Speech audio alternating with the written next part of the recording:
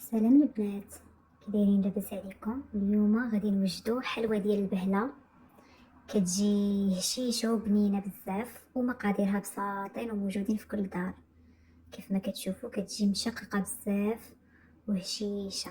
دابا غندوزو للمقادير.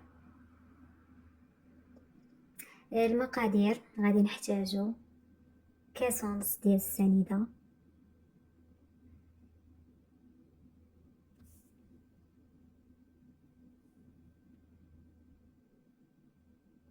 200 غرام ديال الزبده،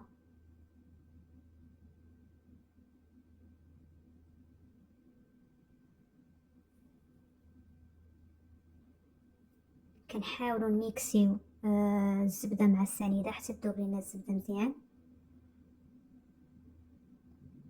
هاد الطريقه راه زوينه بزاف، كتخليهم يتجانسوا. وكنزيدو الزيت، دابا كاس ديال الزيت كنخويوه دفوعات حتى كيتجمع لينا العجين مزيان.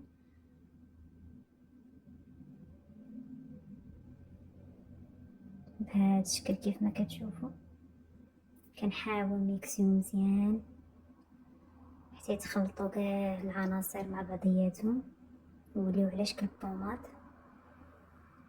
دابا غادي نزيد معلقه صغيره ديال القرفه الممسوحه، كتعطي واحد النسمه بنينه في هذه البهله. راس معلقه ديال خميره ديال الخبز، هذا هو السر اللي كيخلي البهله كتجي مشققه بزاف وهشيشه. كنعاودو نخلطو المكونات مزيان. من بعد كنزيد كأس ديال الزنجلان غير مصهد، ما محمرش بزاف، وجوج خمارات حمرين من فئة 14 غرام.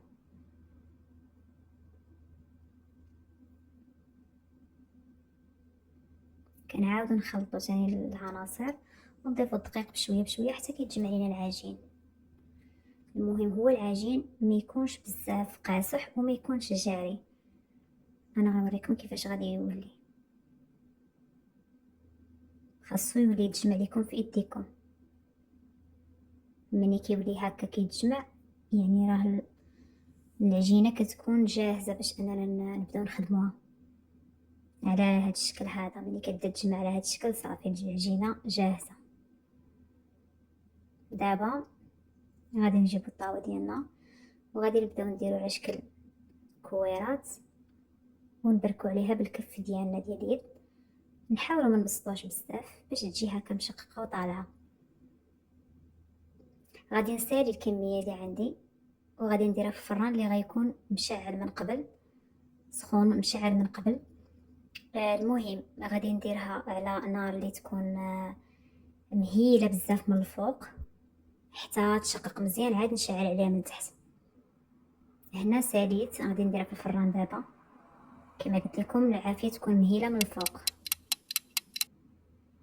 وهنا سالينا